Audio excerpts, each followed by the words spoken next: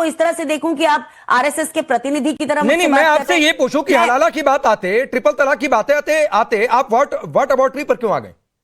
हम अबाउट पे आ रहे हैं। हाँ। आपके दर्शक भी हंस रहे होंगे क्योंकि नहीं, दर्शक नहीं हंस रहे, ये लॉजिकल क्वेश्चन है। देखिए, ये लोगों का सवाल है, लोग इस बात की चर्चा कर रहे हैं। सुनिए ना, अरे तो हलाला की बात करने की क्या जरूरत है? आपको क्या कुरीतियों की बात करनी है? हमें बात करनी है प्रोग्रेस की। क्या हम हलाला का समर्थन करते हैं या हम ट्रिपल तलाक? ना, तो राहुल गांधी ने कुरीतियों की तो बात की। आपके हिसाब से मैडम, आपके हिसाब से मनुस्मृति में कुरीतियां हैं या बहुत सारी बातें हैं जिसको समाज में, सभ्य समाज में आपके हिसाब से एक्सेप्ट नहीं कर सकते?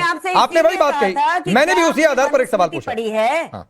इसीलिए कहा था कि आपने मनुस्मृति पढ़ी है। अब दिक्कत यह है कि अगर पूरे जो क्रिश्चियन धर्म की बुराइयां हैं, जो पारसी धर्म की बुराइयां हैं, जो मुस्लिम धर्म की बुराइयां हैं, जो हिंदू धर्म की बुराइयां हैं, मतलब आप उस पर बात नहीं करेंगे? अरे मनुस्मृति का नाम इसलिए लिया जाता है कि बीजेपी ने बार बार, इनके पूर्वजों ने, आरएसएस ने अंग्रेजों के समय में यह कहा था कि हमारी न्याय व्यवस्था मनुस्मृति थी। इन्होंने बहुत पुरजोर कोशिश की थी, इनके पूर्वजों ने पुरजोर कोशिश की थी कि वही हमारी न्याय संहिता बन जाए। और जो हमारे उस समय के जो हमारे स्वतंत्रता सेनानी थे, उन्होंने इन सब कुरीतियों को विरोध किया। ठीक है, मैं राधिका जी को लाता हूं। आपने 6-7 मिनट लाइए और इतने ही कड़े सवाल पूछिए। अरे मैडम, फिर वही बात है, आप रुक जाइए, अभी तो शो शुरू हुआ है। इट्स जस्ट स्टार्टेड मैडम, अभी तो सिर्फ शुरू हुआ है, तो अभी थोड़ा सा धैर्य रखिए। और मनुस्मृति मैंने नहीं पढ़ी होती, नहीं मुझे ज्ञान होता, तो 2 श्लोक मैं ऐसे ही पढ़ नहीं देता। खैर चलिए, मैं आगे बढ़ता हूं। राधिका खेड़ा, हलाला की बात आते व्हाट अबाउटरी हो गई, लेकिन सिर्फ मनुस्मृति की चर्चा करेंगे और कुछ श्लोकों की ये बात कर रही हैं, उन पर आपका जवाब क्या है? वंदे मातरम। राकेश जी, राहुल गांधी की जो ये गूंज कार्यक्रम है, दरअसल वो महिला वोटर्स को एक बार फिर ठगने का एक नया राजनीतिक पाखंड है। अरे आप महिलाओं की बात कैसे करते हैं? ये वही राहुल गांधी है ना जिसने 5 न्याय लॉन्च करे थे, जिसमें पहला था महिला न्याय। जो पार्टी, अपनी ही पार्टी की महिलाओं के साथ बदतमीजी होती है, बदसलूकी होती है, प्रियंका चतुर्वेदी से लेकर अनगिनत महिलाएं छोड़ दें। क्या किया राहुल गांधी ने? वो मर्दों को, जिनके लिए कह रहे हैं कि औरतों को उनके अधीन नहीं रहना चाहिए, उन मर्दों को बचाने का काम किसने किया? उन्हीं मर्दों को प्रमोट करने का काम किसने किया? यही मनुस्मृति के खिलाफ बोलने वाले राहुल गांधी ने ना। तो किस मुंह से ये बात कर रहे हैं यहाँ पे? चलिए कर रहे हैं, ये अपने वाटर बाउंड्री की बात हो रही थी कि आप ध्यान भटकाना चाहते हैं, आप मुद्दे से हट ले जाना चाहते हैं, आप आगे नहीं ले जाना चाहते देश को। आपने बिल्कुल सही कहा, हलाला की ये बात नहीं करेंगे। जब ये कहते हैं कि बच्ची को कर्नाटक में और अपने प्रदेशों में, कि छोटी छोटी बच्चियों को भी बुर्खा पहनना चाहिए, तब इनको कोई चीज नहीं दिखाई देगी। भाई क्यों कहते हैं? तब भी तो महिला को अपना सोचना चाहिए ना। एक तरीके से ये कह रही है कि आदमी की कमाई पे नहीं रहना चाहिए, तो इस पे क्यों रहना चाहिए कि भाई आपको बुर्खा पहनना है? तब तो इनको कुछ वोट अबाउटरी नहीं दिखेगी। और आपने बिल्कुल सही कहा, ये नहीं बोलेंगे हलाला पे, ये नहीं बोलेंगे उस ट्रिपल तलाक पे, जिसका जब शाहबानो का केस हुआ था तो राहुल गांधी के पिता ने, याद है ना क्या किया था? कोर्ट का ही केस ओवरटर्न कर दिया था। क्यों?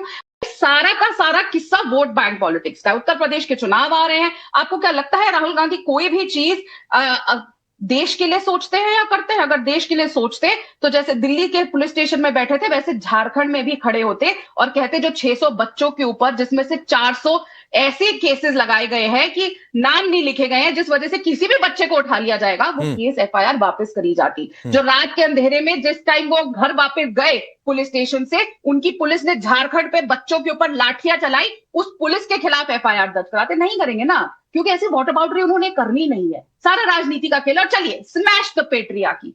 तो सबसे पहले अपनी सीट खाली करके प्रियंका वाड्रा को वहां बिठा देना। क्यों नहीं बिठाते? तब पेट्रियार्की को स्मैश करने का इनका मन नहीं करता? जब उन्होंने इस्तीफा दिया था कि मैं राष्ट्रीय अध्यक्ष नहीं रहना चाहता, तो बोलना चाहिए था मैं सीट खाली करता हूं अपनी उस बहन के लिए जो छोटी सी उम्र से राजनीति में इंटरेस्ट लेती है, राजनीति करना चाहती है। पूरा देश जानता है, पूरा विश्व जानता है, अन्य किताबें की गई है इनके लोगों के द्वारा जिन्होंने इनके परिवार के साथ क्लोज कांटेक्ट में काम किया है, और सब ने कहा है कि किस तरीके से प्रियंका गांधी ज्यादा बेहतर है राजनीति में। क्यों नहीं स्मैश करी पेट्रिक? आगे जब रायबरेली की सीट पे लड़ना था, रहते ना केरल में, रहते केरल में, जिस केरल ने उनकी ताक और नाक बचाई थी, दे देते वो रायबरेली की सीट प्रियंका वाड्रा को, और क्यों नहीं देनी चाहिए? क्योंकि सोनिया गांधी जी जिस रायबरेली से लड़ती थी राकेश जी, उस रायबरेली की सीट को चलाने का काम, उसको संभालने का काम प्रियंका गांधी और उनकी टीम करती थी। राहुल गांधी नहीं करते थे। तब क्यों नहीं स्मैश करी पेट्रियार्की? तब क्यों नहीं करते स्मैश पेट्रियार्की? जब महिलाओं को उनके कांग्रेस ऑफिस में बंद किया जाता है, एआईसीसी में पीटा जाता है, महिलाएं जब प्रेस कॉन्फ्रेंस करने जाती है पार्टी की तो उन्हें भद्र बागिया दी जाती है, सब महिलाओं को छोड़ के जाना पड़ा, और वो आदमियों को टिकटें मिली, पदों पे है, तब स्मैश नहीं करी जाती पेट्रियार्की। अरे ये बात कर रहे हैं कि हमें घर मनुस्मृति की बात करें, मनुस्मृति ने पहले ही जांच लिया था कि आने वाले कलयुग में राहुल गांधी नाम का एक भ्रामक आदमी आएगा जो अपनी ही पार्टी की महिलाओं की प्रोटेक्शन नहीं कर पाएगा, तब जरूरत पड़ेगी। एक मिनट राधिका जी, एक मिनट। अनुमा जी, एक किताब है और किताब का नाम है पाकिस्तान और partition of India 1945, page number है 231, वॉल्यूम नंबर 18, और इसमें ये बाबा साहब के जिक्र हैं, बाबा साहब की बातें हैं, और उसमें क्या लिखा हुआ है, ये पेज मैं आपको दिखा रहा हूं, ये पेज है आपकी स्क्रीन पर, और इस पेज में लिखा हुआ है कि these burqa women walking on the streets is one of the most hideous sights one can witness in India. देखिए, मैं कह रहा हूं हिंदू धर्म में, या मैं किसी धर्म को मैं नहीं कह रहा हूं, हिंदू मुस्लिम सिख ईसाई सभी धर्म है, और सभी धर्मों में कुछ कुरीतियां हो सकती है। हमने सती प्रथा को छोड़ा, विधवा विवाह से यह देश आगे निकला, जो उसमें कुरीतियां थी उससे उनको दूर किया गया, और आज भी तैयार है कि कुरीतियों को दूर करिए। लेकिन क्या यह सिर्फ टारगेट करने के लिए नहीं था? और अगर होता तो फिर एक सबकी बातचीत होती उस मंच से। क्या दूसरे धर्मों में कुरीतियां नहीं है?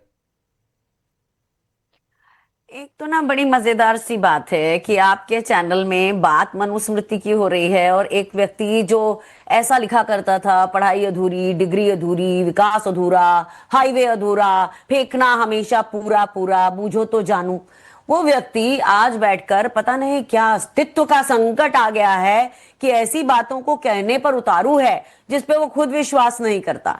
बहरहाल, आपका ये सवाल, आप दुनिया की ऐसे 1760 किताबें ले आइए और बोलिए कि इसमें क्या लिखा है और उसमें क्या लिखा है। मैं आपको बताऊं कि जब से भारतीय जनता पार्टी आई है, मेरा अपना गृह प्रदेश मध्य प्रदेश जो है, अगर आप किसी भी फैक्ट चेकर से पूछेंगे तो उसका सालाना जो बच्चियां और महिलाओं के गुमने का और गायब होने का रिकॉर्ड है ना, वो औसतन 30,000 से लेके 1 लाख तक आ चुका है।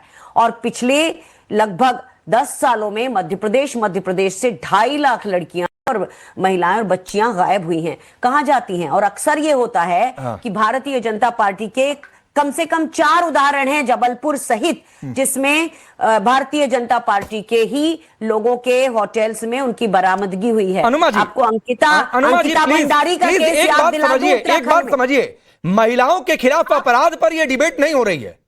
मैं आपको क्लियर कर दूं, अगर आप करिए ओहो करने से कुछ नहीं हो जाएगा अनुमा जी, ओहो करने से कुछ नहीं हो जाएगा। ये सही बात है कि महिलाओं के खिलाफ अपराध के आंकड़ों पर आप कहेंगी चर्चा हो जाएगी। राजस्थान में आपकी सरकार रहते हुए एक मंत्री जनाब ने कहा था, नाम आपको याद होगा, कि यह मर्दों का प्रदेश है।